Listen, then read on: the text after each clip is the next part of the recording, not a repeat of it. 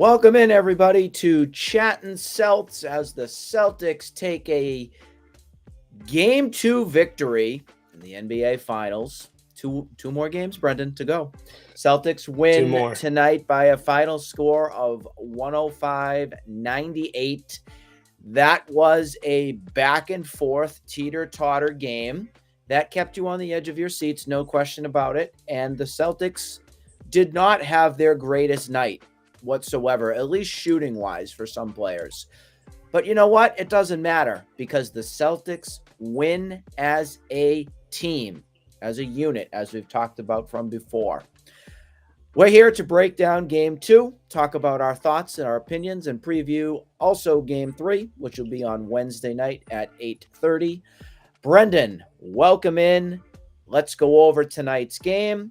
How you feeling? Nick, it was really back and forth. I'd say the most underrated play of the game was the Peyton Pritchard 3 at the end of the third quarter. They go up 9 instead of 6. It would have been a 2-point game instead of a 5-point game. And they can balance with it a little bit in the fourth quarter. That was a huge shot, which not a lot of people realize. That was really nailed. That was a nail biter shot, big shot. But they, as a team, they looked good. The Jays struggled, I'll be honest. Derek White, though, phenomenal. Holiday, phenomenal.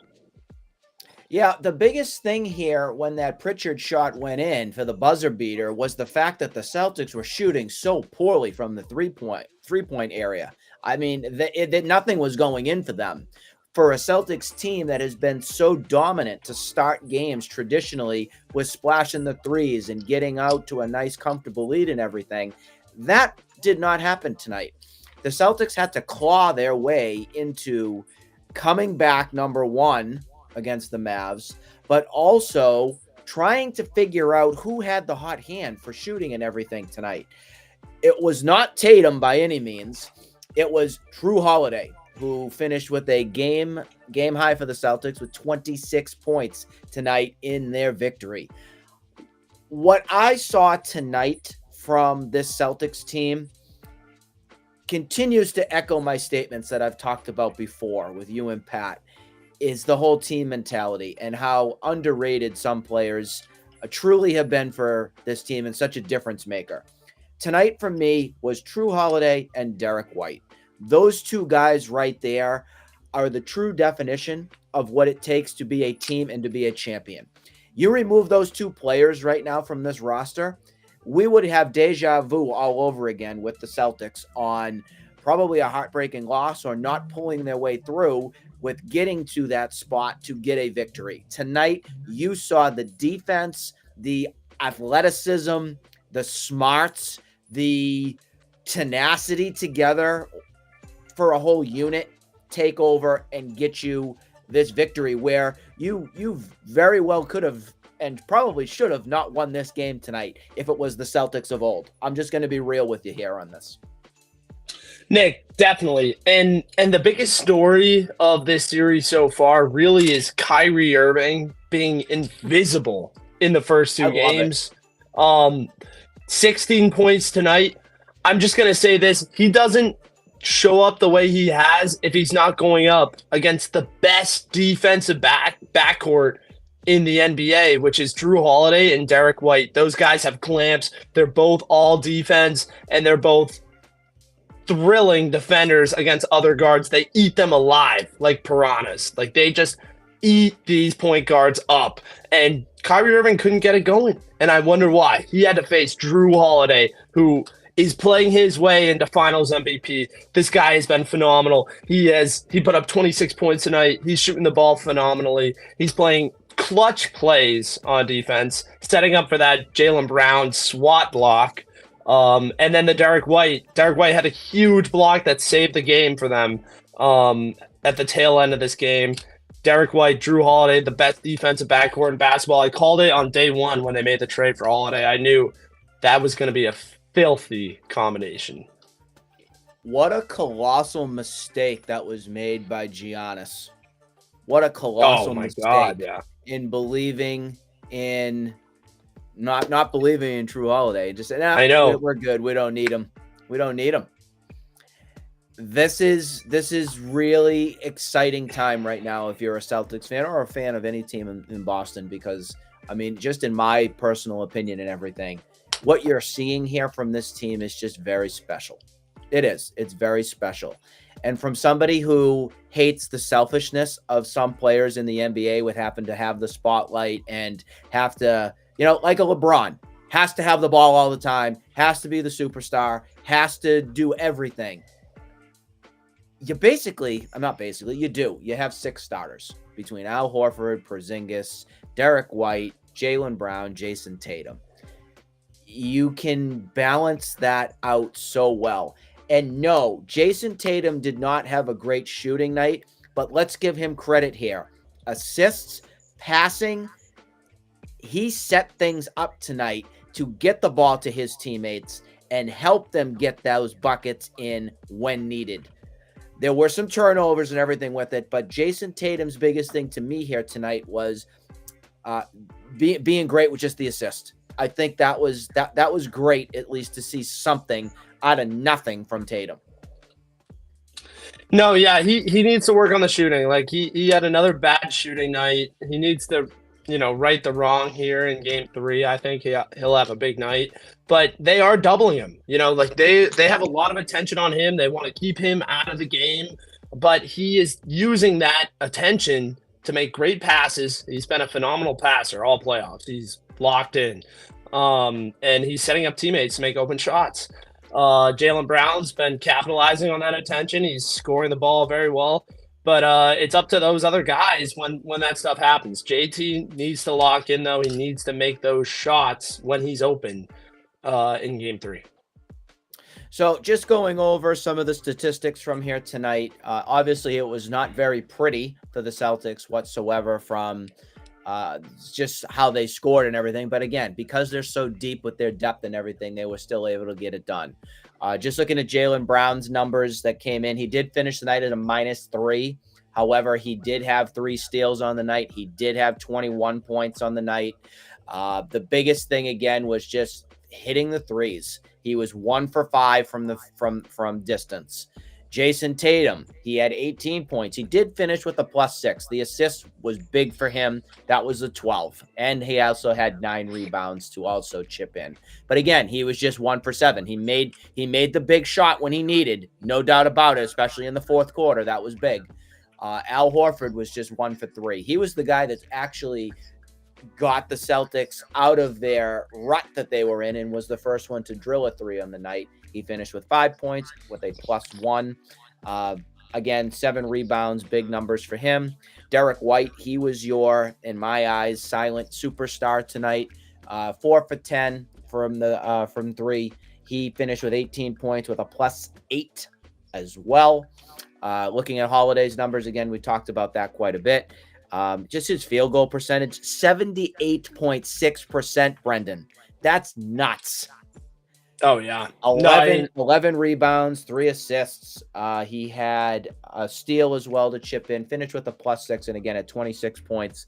Porzingis, last but not least, we just want to share his numbers real quick with you. He actually was shooting 57.1% from the field, which is not bad. He didn't shoot any threes on the night. He finished with 12 points, and he was +12 on the evening. Those are the numbers checking in from stuff. And then, of course, you had Sam Hauser with just a basket. He had a terrible night in my eyes.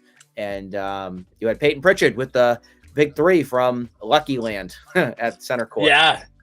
Yeah, timely 3 from Pritchard. I think one of the biggest stories of the series as well, we talked about Irving earlier. I think Luka Doncic, his conditioning, his body. This is a guy that reminds me a lot of James Harden from when Harden was playing the Warriors back in the day with Chris Paul. It's Doncic and Irving now. And this is a guy that really doesn't seem to be quite in shape. His body keeps getting injured. And if the Celtics can pressure him the way they do defensively with guys like Holiday, with guys like Brown, they'll make him work. They'll make him work a lot, and he will fall off in the fourth quarter. Can I ask you something, Brendan, about Luka? Yeah. It's been bothering me here a little bit. What is the love affair that the NBA has with him? I'm just watching from a neutral party. I've not watched many Dallas Mavericks games, again, from everything. I get the talent. I understand that. And I know he has definitely some skill. I'm not going to deny that here. But I am kind of questioned at how much love there is from the NBA on Luka. I look at a guy just from outside. I look at him as probably not in the best of shape. Yes, he's huge, and yes, he's big, and he can shoot and everything from it. But I don't see a two-way player here. I looked at the Celtics exploiting him, especially after he would get his baskets. He finished with, great numbers offensively, but getting back on defense, that's where the Celtics were able, in my eyes, to be able to steal this victory away because he's not as skilled on the defensive level. I don't know if you agree on that take or whatnot, and then maybe there were some other people that wanted to chime in on this, but just from a neutral party aside, from watching what we've saw, I'm not taking away the shooting skill from that. Great. But the Celtics, with their smarts and their, again, athleticism and everything, what they do on the defensive front of the game, I think they were able to get and exploit him, especially getting back and everything with how banged up he is with his knee, and steal this victory here in a way. They can allow Luka to shoot 30 plus points in a game because his secondary scoring is abysmal. No, Nick, and this is, I don't want to draw it too much to the Rockets and the Warriors from back in the day, but I mean, they couldn't hide James Harden on defense. The Golden State Warriors could space the floor better than anybody. So you couldn't hide James Harden on defense. This is the same thing where they are attacking Luka Doncic between all the matchups. They're spacing the floor. Luka Doncic has been a liability on defense. And you can't hide him. You cannot hide him because the Celtics are going to find him and they're going to exploit him and they're going to try to make him work and run him into the ground because the guy gets too tired and his body can't keep up with it. This is one of those storylines where you got True Holliday as the kryptonite to Kyrie Irving right now, and then you got Jaylen Brown as the kryptonite to Luka Doncic. Like, these guys really don't stand a chance. It's rock versus scissors. They are in a tough spot. Yes, like they are really in a tough spot. I think Luka Doncic will learn a lot after a defeat in 2 games. I think he will learn a lot, and he will learn to condition his body for NBA playoff basketball. So you're calling the Celtics will humble him. You're calling a sweep. I'm changing the prediction. I think it's Celtics in 4. I know I have Game 3 as the one that they lose in a 5-game series. I know that was my original prediction, but for some reason I'm feeling it right now. I know they had a tough one today, but it's like Game 1 against the Pacers. This was Dallas's best chance to take a game, and they couldn't do it. And the Celtics aren't going to shoot like that again. I have Celtics in 4. They're going to shoot better in game 3. I don't know if I gave my prediction or not from it, but I will tell you in all honesty, I was coming in with the sweep. That's how good I felt about this team. And that's why I've been able to enjoy every minute of this. And I'm not a traditional big basketball guy. It's never been my big thing. But what I gravitate towards with teams, especially here in Boston, are the ones that play as a team, as a unit, as a whole contribution of efforts. I think that's why I like so much the 2004 Red Sox, all those Patriots teams with how balanced what they are with no I in team mentality. Of course, 2018 with the Red Sox too. I mean, that was so balanced from everything. And who can forget your 2013 team that had pretty much no business winning a World Series, and they did. It's just, that's what I grew up into. And I think that is why I've enjoyed this team so much. And you can definitely follow along with this team and like them just from afar from everything too. So again, Luka had big points and everything for the Mavericks and everything. His box score, just so we know, he had 41 minutes on the night. He had 32 points. His shooting was just crazy in that first half. The first half was nuts for him. He had 11 rebounds, 11 assists. He did finish with the triple-double and everything. He did finish, though, at a -13 tonight, which was pretty crazy. Kyrie finished again the night, -3, 16 points. Just not good enough. If he's going to be the 1-2 right there for the Mavs, no chance. No chance the Mavs going to have with this series with that. So let's go with our stud. Who was our Face the Facts, Bay State Sports star of the game? Who is it? This might be a tough one. Yeah, I mean it's close. I mean the Pritchard shot is really underrated, but I gotta go Holiday. You know, I think Holiday was the voice of peace, as Kyrie said. He was the voice of reason as well. You know, steady pace.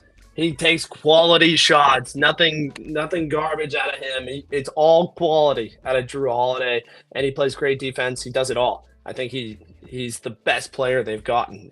It's phenomenal. He's such a great player. It's crazy.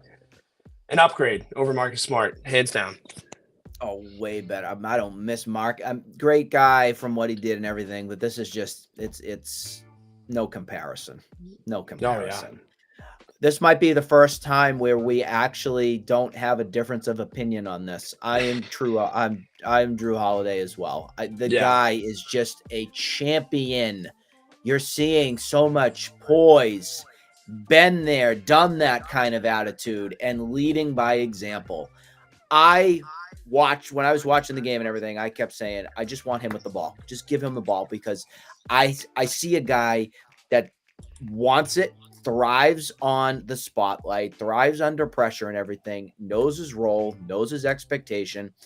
And I think one of the sexiest things he does with the ball is when he's under the basket and he's just so quick with his hands and he's just able to figure out how to get it in, whether it's from behind or from the side. It's so crisp and awesome.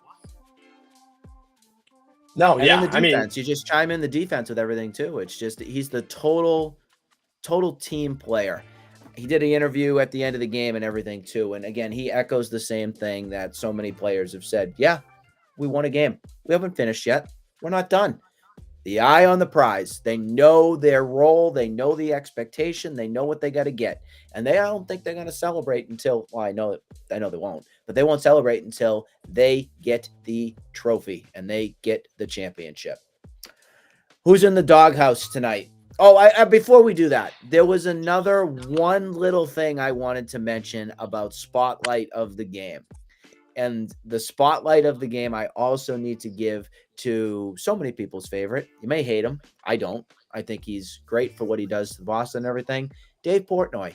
Why would I mention Dave Portnoy? What? Portnoy? Sports. Why would I mention Portnoy? Because he was so creative and everything with his lovely Roger Goodell clown shirt that he made a Kyrie clown shirt as well, sitting right at the court, right so Kyrie could see it. Job well done. Job well done, Dave. Kudos to you. I didn't even notice that. It was good, especially at the end of the game. He was like, Kyrie, and then Kyrie chirped back something at him. I'm interested to hear what he had to say, but definitely very clever from that and all too. Let's go to the doghouse. Not that there were that many things to put in there, but let's talk about that. Might be a little difference of opinion here. Go ahead. Yeah, I mean, it's definitely, there's a few candidates you could look at. I mean, they had an ugly game, I'll be honest. Like, it wasn't the best game. But with bleeding green here, I'm leaning towards ESPN. I got Tim Bontemps, who has Mavericks in 7. That team, this was their best shot to win a game. The Celtics had their worst shooting night they've had in the playoffs. And then all of a sudden, they come out with a victory here. There was at least 6 different ESPN hosts that took the Mavericks in 7 out of like 10 hosts. There's like 6 out of 10 have Mavericks. Maybe 7. And I just couldn't believe it. Couldn't believe what I was seeing. Like, are you looking at the matchups? You're paid the big bucks to watch the NBA, and you have no idea what you're talking about. I think the Celtics have this in 4. So that's how I feel about it. You and I are going to actually agree. We're going to agree on some level with this, but in the doghouse tonight is ABC. Okay. The product that you put out for an NBA Finals with your commentary, I thought the commentary tonight was disgusting and biased and awful. I thought Mike Breen at the end of the game with the obvious push from Brown, that was clean. And also Doris Burke wanting to drool all over Kyrie. Oh, he's such a great player. He's going to do his thing. Brutal. That was disgusting tonight. And I have absolutely zero respect or any will to watch that disgusting pre and post game studio crew that they have. I call them the boob squad, because they have no brain cells in their mind. The Stephen A. Smiths, the Michael Wilbon, bunch of hack jobs, because they hate Boston. So why would I, as a Boston person, want to give them any ounce of respect and listen to what those motor mouths have to say? I also think ABC, because they're so money hungry with everything, with their commercial breaks, and you hardly get any views and any takes on anything. There were a couple instances in this game, especially coming back at the last 30 seconds. They almost legitimately didn't even come back after commercial on time and lost the end of the game. I mean, that's what I'm thinking. You know, like I like It's all how we about the agree. money, and ABC just I thoroughly actually enjoy it. TNT's crew. I know TNT's not going to be anymore after the stupid whole money thing that's going on with rights for broadcasts and everything, but the TNT crew, from just, if you're not listening to the NBC Sports Boston, or your traditional Nesson crew for any of the other games that you have, this is bottom of the barrel, and I'm calling you out, ABC, because it's awful. You need to call a game as is. Call it neutral. Definitely. Definitely. Just you call them the boob squad. They are the B team. Like I have Shaq and Chuck as the A squad, the A team over there, and then you look at ABC, and it's a bunch of crud, bunch of hack jobs. That's what they are, bunch of hacks. And I know NBC Sports Boston, they're supposed to be like a little more lively and all that, and that's why you come to us for the unbiased stuff. But there's a line, and ABC is definitely on the other side, and it's painful. Yeah, it's very clear. ESPN, ABC, they don't want anything to do with the Celtics. If you hear anything on their opinion, it's very rare to actually have somebody who actually is taking the Celtics in this series. Yeah. It's just, they hate us because they ain't us. We'll leave it at that. Definitely. We'll leave it at that. So game 3, excuse me, jumping the head, can't get there. Game 3. I'm really excited for that trophy. Looking forward. Game 3 will move to Dallas, Texas for Wednesday night. Again, we have a few days off because you have the Stanley Cup. That's also on ABC too. So I hope you make all your money, ABC. I hope you do. Bunch of frauds. And that will be 8:30. So make sure you get plenty of sleep, folks, because it could be another late one. So that's the outlook that we have here. Once again, your final score tonight was the Celtics taking game 2, 105-98. 2 more wins. 2 more to go. We hope everybody had a great weekend. We will see you for game 3. Have a great one, everybody.